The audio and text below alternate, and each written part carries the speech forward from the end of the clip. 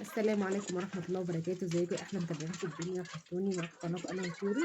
راجعة لكم النهارده بفيديو جديد زي ما انتم شايفين كده، اللهم بارك.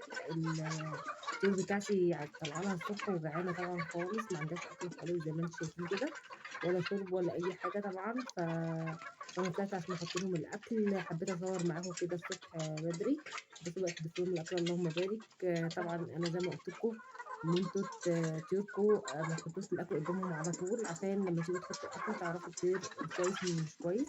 لكن اللهم بارك، برضه بيبان على الطير من عرف الديك بتاعه إن هو بيكون أحمر، وما يكونش فيه أي عيادة أو أي مرض. فأنا بصراحة بحب كده أشوف طيوري أرمي لهم الأكل كده زي ما انتم شايفين في الأول، وبشوف لو في حد ما بياكلش ولا حاجة أعرف إن ممكن يكون في عيا أو في مرض. ف ما شاء الله عليهم كلهم كويسين وبصحة كويسة. وقررت بقى النهارده إن أنا زي ما أنتم شايفين كده أنا عندي فراخ ضعيفة، يعني عندي فراخ مش بتكبر. عندي فرختين كده ما بيكبروش وهدبح ديك، فنويت إن أنا أذبح فرختين الصغيرين دول وديك. مهما إن اتذبحت أو ذبحناهم زي ما أنتم شايفين كده، أنا باصور لكم عليها أهي. مهما إن ذبحناها مش تيجي يعني هتبقى كبيرة برضه يعني. الحمامة بتبقى الحمامة حجمها صغير، لكن الفرخة لما هذبحها هتبقى حلوة وهي بصحة كويسة ما فيهاش أي حاجة، بس أنا اللي هاذبحها لإنها يعني بتاكل على الفاضي، ما فيش نموها واقف. ف فأنا قررت النهارده أذبح الفرختين الصغيرين اللي شايفينهم قدامكم دول. وطبعًا أنا بارمي لهم بقى البصل الأخضر، مفيد جدًا للطير. الأيام دي في بصل أخضر كتير في السوق. فأنا باقطع العروش اللي تحت دي وباطلعها لهم. زي ما شايفين كده كلّهم ما شاء الله اللهم بارك، جعانين وبياكلوا وبصحة كويسة. أنا قد إيه بابقى سعيدة وأنا شايفاهم كده إن هم كلّهم متلهفين على الأكل عشان ياكلوا وأبقى مطمنة عليهم. فحبيت أصوّر معاكم. طبعًا أنتم عارفين إن الدفعة دي دفعة الكتاكيت اللي أنا كنت جايباها اللهم بارك. وطبعًا زي ما أنتم شايفين كده ده خير في البيت. طول ما أنتِ بتجيبي وبتربي ده خير موجود عندِك في البيت. تبقي مطمنة أي حد أنتِ محتاجة تذبحي من الصرف. بُصّوا أنا مسكت الفرختين أهُم، ديك أهو اللهم بارك، وهنذبح الفرختين.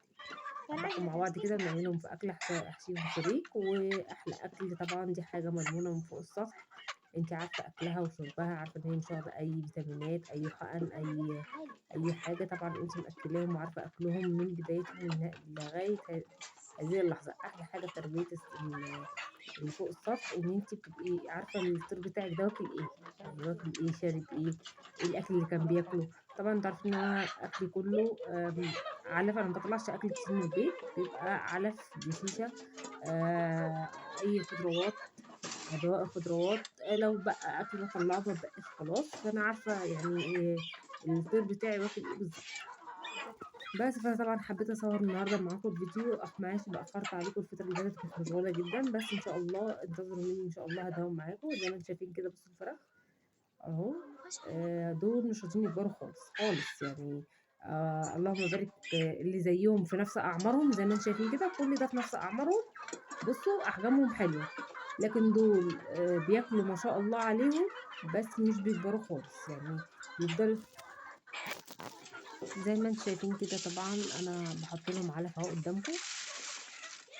باكمّل لهم العلف، أنا كنت جايبة لهم كيلو علف، خلاص كده أنا حطيت الباقي. و وعايزة أقول لكم الفراخ في فراخ ريشها بيغيّر، دي مش حاجة وحشة، ده بتبقى طبيعة في الطير إن بعد ما بيعدّي من عمره سَنة ريشه بيغيّر زي الفرخة الرصاصي دي، بس بدأ يطلع ما شاء الله. في كذا فرخة عندي تاني بدأ ريشهم يطلع. طبعًا عايزة أقول لكم طبعًا أنا لسه ما حطيتش مَيّة زي ما أنتم شايفين كده. الفقارات فاضية مَيّة، بس حطيت لهم دلوقتي أهو. وعشان طبعًا المَيّة والأكل دي حاجة أساسية عند الطير، عشان ما يموتش منِّك. طبعًا لازم تتابعي طيرِك. أنا باطلع لهم مرتين أو 3 مرات في اليوم. لو المَيّة خلصت باغيّر لهم مَيّة، ولو ما عندهمش أكل باحط لهم أكل، بس أنا باحط لهم وجبتين، وجبة الصبح ووجبة في العصر. مش باخلّي الأكل قدامهم 24 ساعة. ولو متاح إن هو يبقى موجود باحط لهم، يعني بازوّد لهم وجبة، بس هو أنا باحط لهم أكل يشبّعهم ويكفّيهم. فحبيت النهارده أصوّر معاكم وأعرّفكم إن أنا هاذبح ديك وهاذبح الفرختين اللي أنا قُلت لكم أنتِ واحدة طيرِك أول ما تلاقي عندِك فراخ صغيّرة مش بتكبر من الكتاكيت اللي أنتِ جايباها، لإن طبعًا عارفة إن كلّه دفعة واحدة. فلازم كله بمشيئة الله يكون حجمه واحد. فأنا طبعًا عشان الفرختين دول ملاحظة إن هُم ما شاء الله عليهم اللهم بارك بياكلوا كتير، بس مش بيكبروا، يعني نموهم كده واقف. فلأ أنتِ خلّي الأكل لغيره للي جسمه قابل إن هو يكبر، ودول تذبحيهم وتاكليهم بألف هنا وشفا. كده إحنا مش خسرانين يعني كله في البيت، وزي ما قُلت لكم إن تربية الطير في البيت ده عمار للبيت. طَب عليكِ ضيف، أنتِ محتاجة مش قادرة تنزلي تشتري، أنتِ محتاجة تربّي، وطبعًا دي حاجة اللحوم. وحاجة تانية إنتاج البيض، زي ما أنتم عارفين إن أسعار البيض دلوقتي غالية جدًا. طبعًا الكتاكيت لسه ما بشرتنيش، يعني كتاكيت لسه ما خدتش منهم، ما فتحوش لسه.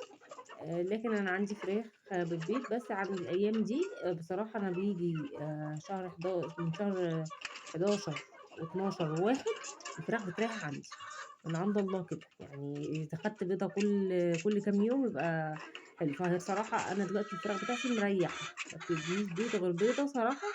أطلع ألاقي بيضة كل يوم أو ممكن ما الاقيش البيض خالص. فأنا متعودة على ال3 شهور دول إن الفراخ عندي في الساقعة. ما لازم الطير ده ما برضُك سبحان الله ربنا برضُك خلقه لازم يرتاح. يعني البيضة دي مش بتنزل بالساهل، وبتبقى حاجة صعبة جدًا. يعني أنتم لو شُفتوا الفرخة وهي بتنزّل البيضة تصعب عليكم. يعني بتقعد وقت طويل على ما البيضة تنزل، وعشان تنزّل البيضة سبحان من مخلّص روح من روح زي ما بيقولوا. ف فلازم الطير ده برضُك يرتاح، مش هيفضل على طول مداوم إن هو كل يوم بيض. فهو لازم بييجي لي أنا عن نفسي في 3 شهور في السنة الفراخ بتريّح عندي خالص، يعني ما بيدّونيش حاجة خالص، بياكلوا بس. فدي حاجة ما فيش أي مشكلة عندي، عادي باأكلهم واشرّبهم وكل حاجة تمام. ولمّا ربنا بيأذن ده رزق، ولمّا ربنا بيأذن بيه الحمد لله. بس فأنا يا رب أكون كنت خفيفة عليكم النهارده في الفيديو بتاعي، ووريتكم طيوري، ووريتكم إن هم الحمد لله بصحة كويسة. وأتمنى الفيديو يعجبكم ويرضاكم. اللي يعجبه الفيديو يعمل لايك وشير، وأنا باتشرف بأي حد يشترك معايا في القناة، واللي يشترك معايا في القناة يفعل الجرس عشان يوصلوا مني كل جديد. ما تنسوش الباقيات الصالحات، سبحان الله والحمد لله ولا إله إلا الله والله أكبر، ولا حول ولا قوة إلا بالله العلي العظيم. أسيبكم في رعاية الله، أستودعكم الله لا استودعه ولا إياه. السلام عليكم.